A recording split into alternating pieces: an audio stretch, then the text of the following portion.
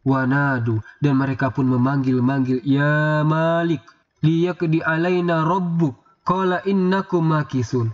Mereka berseru kepada malaikat Malik, Ya Malik, biarkanlah Tuhanmu mematikan kami saja, kami sudah tidak kuat. Tapi malaikat Malik mengatakan, sungguh kamu akan tetap tinggal di neraka itu, seperti itu kondisinya.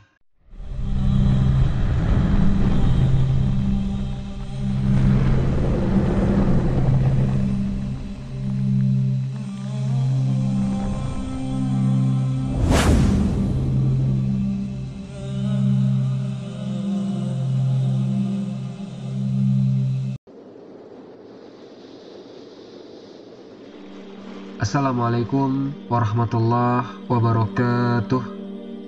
Alhamdulillahi wahda, wassalatu wassalamu ala rasulillah. Sahabat Ferry Channel, rahimakumullah.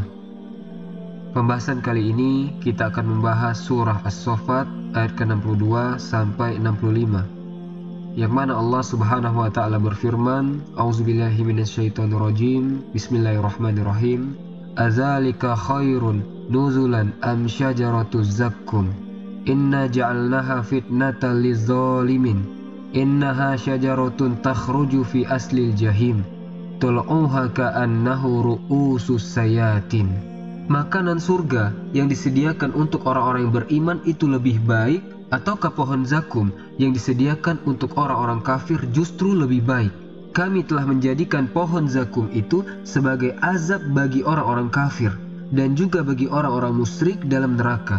Pohon zakum itu adalah pohon yang tumbuh di dasar neraka jahim.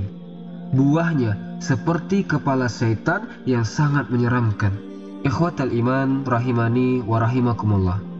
Surah As-Saffat ayat ke-62 sampai 65 ini, ketika turun ayat ini menjelaskan tentang bagaimana ngerinya penduduk neraka karena disediakan makanan berupa buah zakum.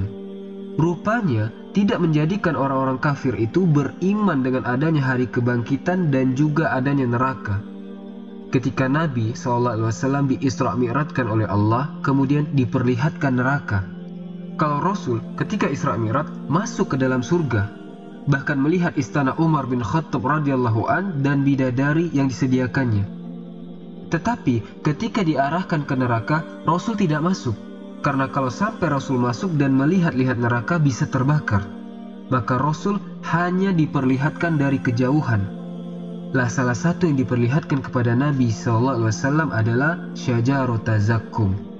Ada satu pohon, dan pohon itu tumbuh di atas neraka jahim. Yang berbuah pohon itu, itulah yang disebut dengan buah zakkum.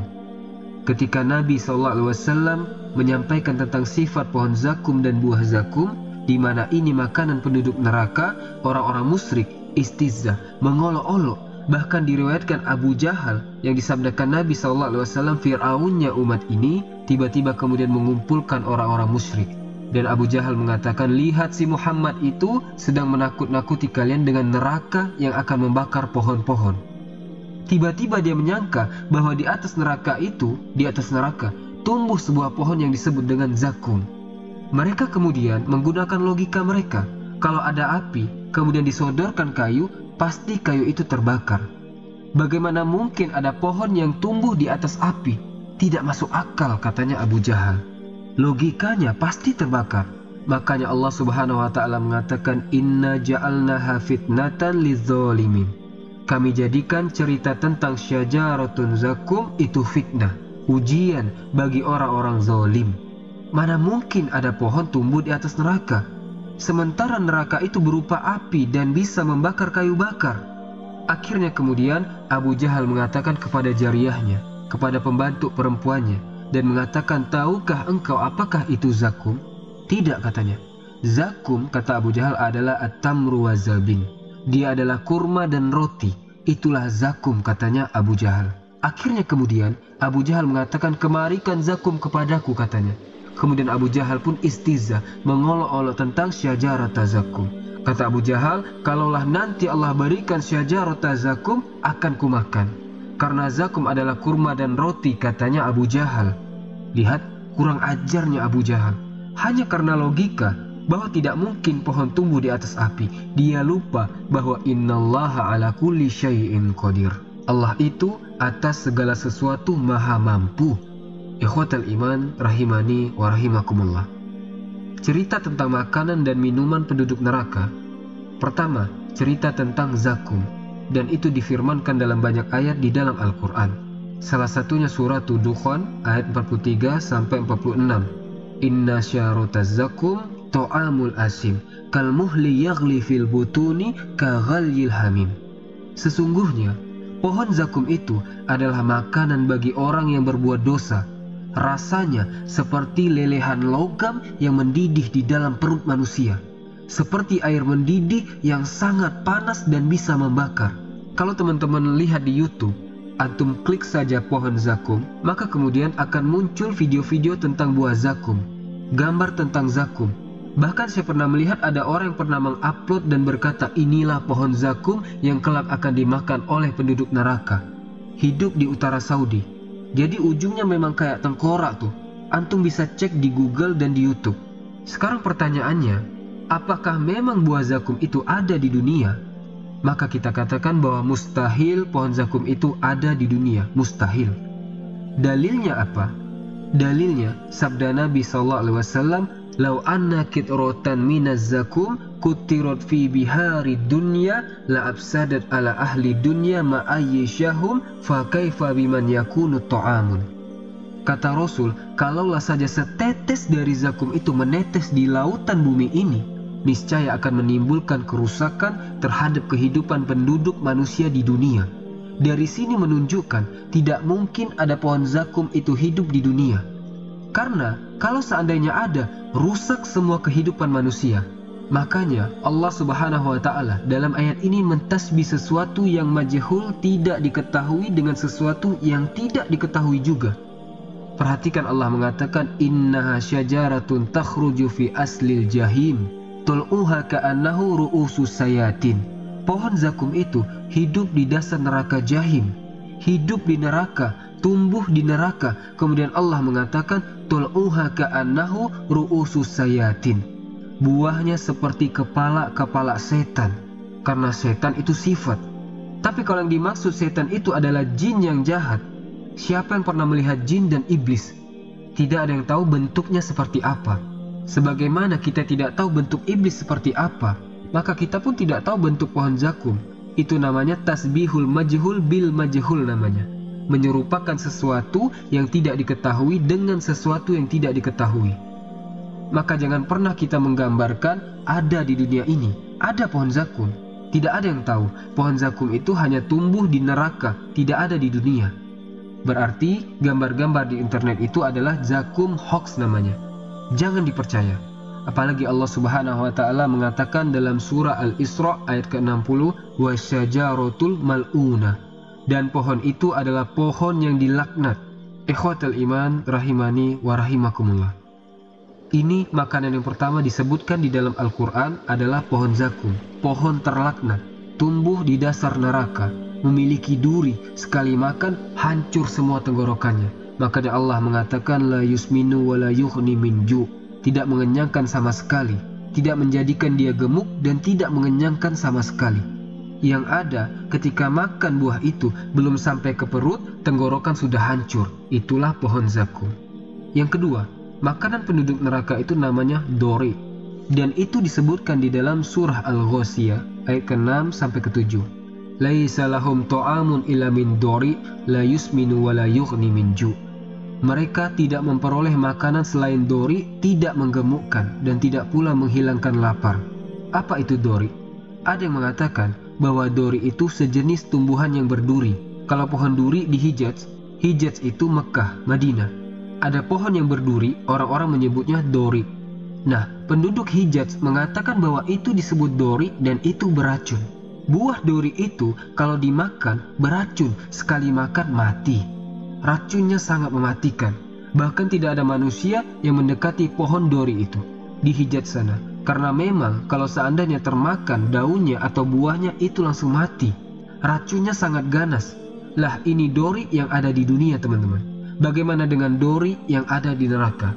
Walaupun mungkin ada dori istilah orang-orang Hijaz sana, tetapi Abdullah ibn Abbas radhiyallahu anhuma mengatakan, laisa fid dunya minal jannati syai'un ilal asma. Kata Abdullah ibn Abbas radhiyallahu anhuma, perbedaan, kesamaan di surga dengan di dunia itu hanya sekedar nama saja, tetapi hakikatnya berbeda. Di dunia mungkin ada dori, tetapi di akhirat ada dori. Sama nama dori, tetapi tentu akan berbeda hakikatnya. Ikhwatal iman rahimani wa rahimakumullah. Ini yang kedua. Dan yang ketiga namanya ghislin. Allah mengatakan di dalam Al-Quran, wala tu'amun illa min ghislin. Tidaklah penduduk neraka itu memakan sedikit pun kecuali mereka memakan ghislin. Apa itu ghislin? Ahli tafsir mengatakan seperti yang dikatakan oleh Abdullah ibn Abbas, bahwa ghislin adalah sodidu ahlin nar, nanahnya penduduk neraka. Itulah ghislin. Makanan penduduk neraka adalah nanahnya penduduk neraka sendiri. Nanah. Ada juga yang mengatakan ma yakhruju min luhumihim, cairan yang keluar dari daging-daging penduduk neraka. Subhanallah teman-teman. Itulah makanan penduduk neraka. Jadi pertama zakum, yang kedua dori, yang ketiga ghislin. Ada yang mengatakan bahwa tumbuhan ini cuma satu, tetapi kemudian cabangnya meliputi seluruh neraka. Semua neraka ada cabangnya. Ada juga yang mengatakan setiap neraka itu memiliki pohon-pohon ini. Ada juga yang mengatakan bahwa ada penduduk neraka itu, kalau dia masuk neraka, makanannya zakum saja. Ada penduduk neraka yang lain, makanannya dori saja. Ada juga penduduk neraka itu kalau masuk ke neraka, makanannya ghislin saja. Tidak ada yang lain. Tapi ada juga yang mengatakan diganti-ganti. Jadi, kalau ada orang masuk neraka, pertama dikasih zakum sekian ribu tahun. Kemudian diganti dengan dori sekian ribu tahun. Kemudian diganti dengan ghislin sekian ribu tahun. Jadi diganti-ganti makanannya. Sebagaimana juga penduduk surga diganti-ganti makanannya. Kadang daging, kadang buah, macam-macam kenikmatan di surga. Maka penduduk neraka juga sama. Ada juga yang mentafsirkan seperti itu. Adapun minuman penduduk neraka teman-teman, maka Allah Subhanahu wa taala berfirman dalam surah An-Naba, la yazukuna fiha bardan wala syaraba ila hamiman wa ghassaq. Penduduk neraka itu tidak merasakan kesejukan di dalamnya, dan tidak pula mendapatkan minuman selain dua minuman. Pertama hamim, yang kedua ghassaq. Apa itu hamim? Hamim kata ahli tafsir adalah al-hamimul lazi qadin taharruhu. Air yang mendidih sampai ke kepala, titik didih yang terakhir saking panasnya, itu disebut hamim. Bahkan dikatakan oleh Asy-Syi'di rahimahullahu ta'ala, ma'un harun qadistada harruhu yasrobunahu fayaktau am'a'ahu. Hamim adalah air yang sangat panas.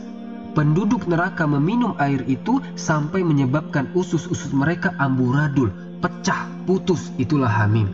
Adapun ghassaq dikatakan oleh Abdullah ibn Abbas radhiyallahu anhuma, huwa zamharir yukhawifuhum bibardihi. Jadi kalau hamim itu air panas, kalau ghassaq itu air dingin. Tetapi lihat dinginnya air ghassaq ini, minuman yang sangat dingin sekali. Benda ini membuat takut seluruh penduduk neraka karena saking dinginnya. Puncak dingin yang luar biasa. Sampai-sampai Imam Mujahid mengatakan, huwa saljul barik allazi qadin tahabarduhu. Es yang sangat dingin sampai puncak suhu dingin yang luar biasa. Huwa allazi yasilu min juludihim. Ghassaq adalah cairan yang keluar dari kulit-kulit penduduk neraka. Ma yakhruju min absarihi minal khayhi waddam. Cairan nanah dan cairan darah yang keluar dari mata-mata penduduk neraka itu disebut ghassaq. Lah itu minumannya. Jadi yang satu air panas sekali, yang satu air dingin sekali. Ikhwatal iman rahimani wa rahimakumullah. Suatu ketika Hasan al-Basri rahimahullahu ta'ala sedang mengajar. Tiba-tiba kemudian muridnya membawa minuman air putih untuk dihidangkan kepada gurunya. Ketika Hasan al-Basri melihat air itu, tiba-tiba dia menangis. Lah murid yang menghidangkan air itu merasa bersalah. Kenapa gara-gara memberikan minum air putih Imam Hasan bisa menangis?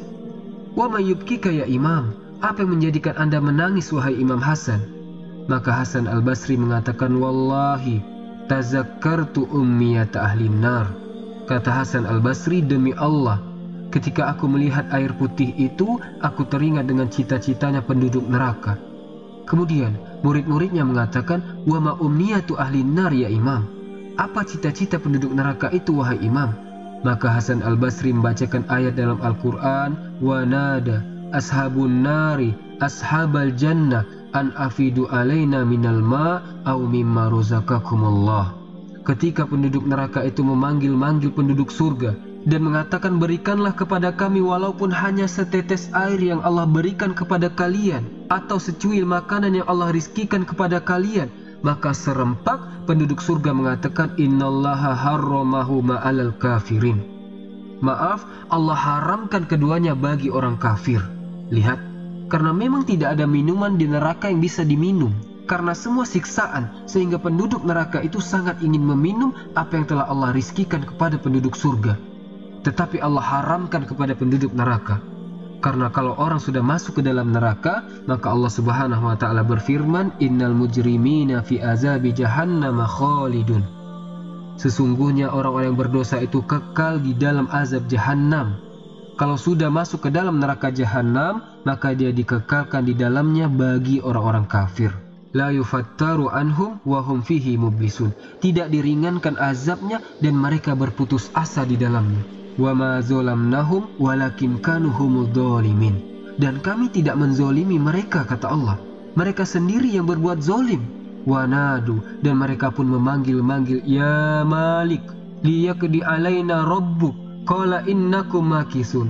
Mereka berseru kepada malaikat Malik, ya Malik, biarkanlah Tuhanmu mematikan kami saja, kami sudah tidak kuat. Tapi malaikat Malik mengatakan, sungguh kamu akan tetap tinggal di neraka itu seperti itu kondisinya. Artinya, mereka tidak akan merasakan apapun kecuali azab Allah Subhanahu wa ta'ala. Ikhwatal iman rahimani wa rahimakumullah. Neraka itu, teman-teman, memiliki tingkatan-tingkatan. Ada yang disebut dengan al-jahim, ada yang disebut dengan jahannam, ada yang disebut dengan lado, ada yang disebut dengan sa'ir, ada yang disebut dengan sakar, ada yang disebut dengan hutama, dan yang terakhir disebut dengan hawiyah. Itulah 7 tingkatan neraka. Kenapa disebut jahim? Summiyat bidzalika liquwwati ta'ajjujin nari fiha.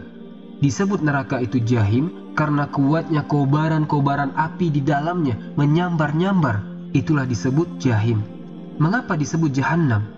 Neraka itu disebut jahannam karena dalamnya neraka itu. Nerakanya sangat dalam, sampai-sampai Rasul suatu ketika dia mendengar suara keras. Rasulullah mengatakan kepada para sahabat, tahukah kalian suara apa itu? Sahabat mengatakan, tidak wahai Rasul. Kata Rasul, itu adalah suara batu sebesar unta yang dilempar dari Sirat, titian, ke dalam jahannam. 70 tahun yang silam dilempar, baru sampai di dasar jahannam hari ini. Menunjukkan dalamnya neraka jahannam. Ada juga neraka lado. Kenapa disebut neraka lado? Disiddati talahu biha. Karena lado itu juga sama, saking menyambar-nyambar, mengejar-ngejar orang yang masuk ke dalam neraka, maka disebut lado. Kemudian ada neraka sa'ir. Kenapa dikatakan neraka sa'ir? Karena semakin hari api itu membesar, dan terus membesar, maka disebut sa'ir. Ada yang disebut dengan hutomah. Sumiyat bidzalika likasriha wa tahshimiha. Karena kalau orang masuk ke dalam neraka hutoma, maka akan dihancurkan badannya, akan diremukkan seluruh anggota badannya. Dan yang terakhir disebut hawiyah. Karena orang yang masuk ke dalam hawiyah itu akan dilempar dari atas sampai ke bawah. Dan itu nerakanya orang-orang munafik. Karena hawiyah itu dasarnya neraka. Innal munafikina fi darkil asfali minan nar.